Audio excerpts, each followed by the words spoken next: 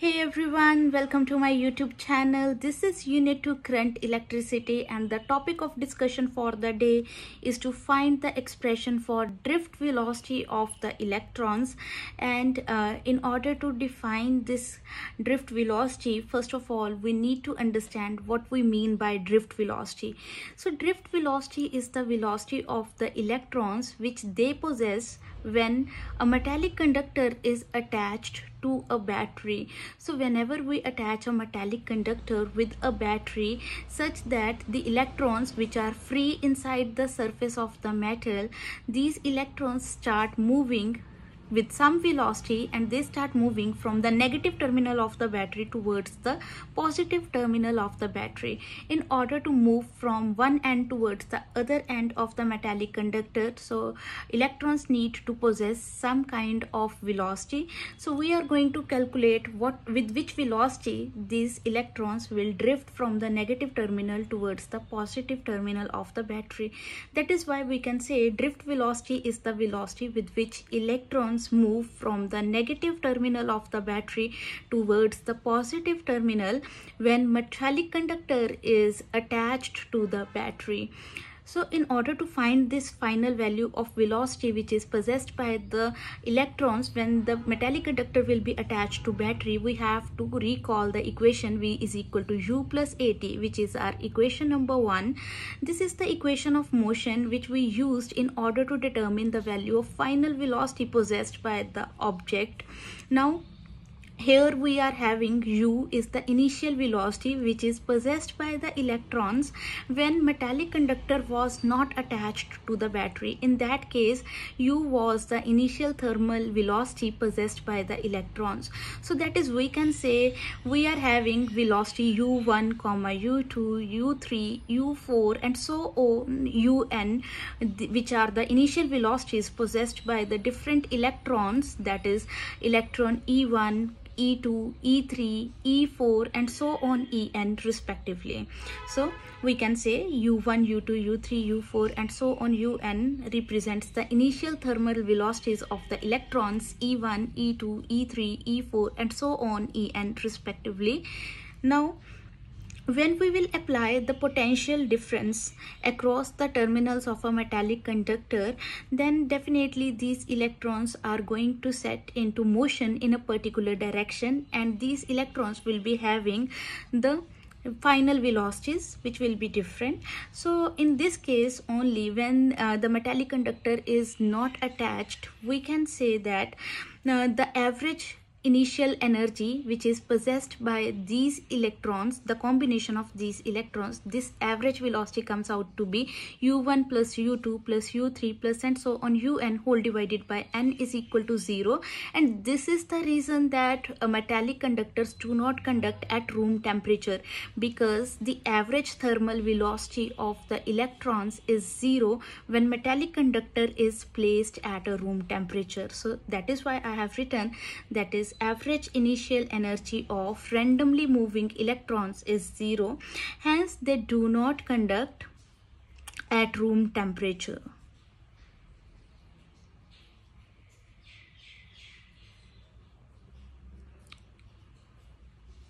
Here by they I mean that conductors do not conduct at normal room temperature. So conductors never conduct at normal room temperature because randomly moving electrons have the average thermal initial velocity is 0. Now as we have applied a potential difference, so as potential difference is applied, therefore electrons start drifting or start moving from the negative end to the other to the positive end, and they will start experiencing a force, that is F is equal to QE, and this is the expression which we have learnt in unit 1. So here in this case charge on electrons is given by minus E, therefore F is equal to minus E into E. This is our equation number 2. And from Newton's second law we can say that F is equal to ma. Here m will represent mass of electron, a will represent acceleration produced in electron. So this is the equation from Newton's second law of motion. So therefore we are having ma is equal to minus E into E. So m subscript t is written because mass of electron, a subscript t is written because acceleration of electron. From here we have acceleration of electron is equal to minus e upon me. So this is our equation number 3. We are going to make use of all these equations in the upcoming steps. Now, as we know, v is equal to u plus at, which was our equation number 1 we had already written. We need to modify this equation as per our requirement. So we can write this equation as vd, that is drift velocity, final drift velocity, is equal to u average plus a, and instead of writing t, I will put t as tau, that is relaxation time. Relaxation time is the time between the two collisions. So we need to recall and need to remember this definition, that relaxation time represents the time between the two collisions. So it is the time interval between two collisions.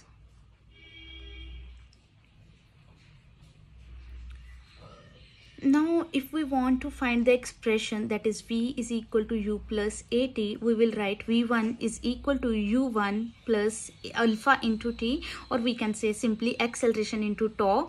That is, acceleration is represented by a only, acceleration which is produced in electron, instead of writing alpha, and instead of writing tau, I will write tau1, that is relaxation time for the first electron. Similarly, v2 is equal to u2 plus ae tau 3, v3 is equal to u3 plus ae tau 3, and so on. For n number of electrons, I can write vn is equal to un plus ae tau n.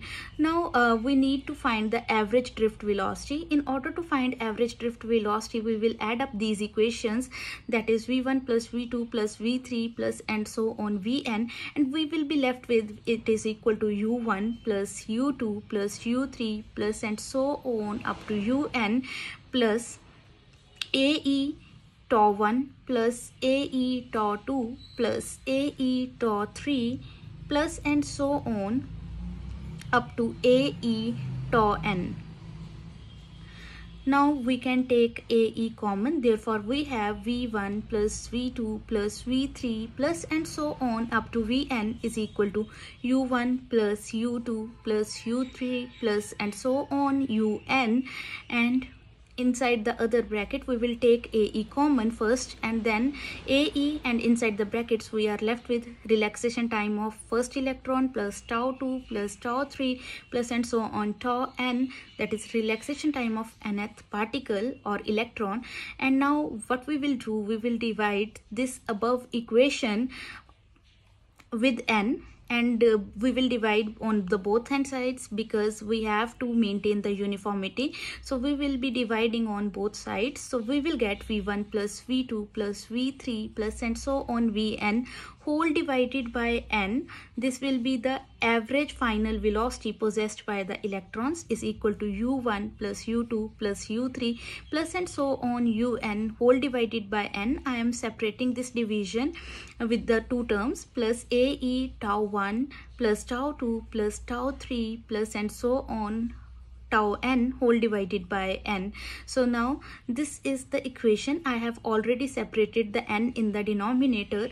Therefore this average velocity v1 plus v2 plus v3 plus and so on vn whole divided by n is written as average drift velocity vd is equal to, we already know that u1 plus u2 plus u3 and so on un is 0, substituting it as 0, plus ae multiplied by tau 1 plus tau 2 plus tau 3 plus and so on tau n is equal to 0. So we are left with vd is equal to ae into tau, where tau is representing the average time. So now we will be having this equation number 4. I have just checked the equation. So this is the equation number 4, and we will put the value of ae in equation number 4. That is, we are going to use equation number 3 in equation number 4. Only then we will be having the expression for drift velocity. So substituting the value, we are left with vd is is equal to minus E upon mass of electron multiplied by tau, where tau is representing average relaxation time possessed by all electrons.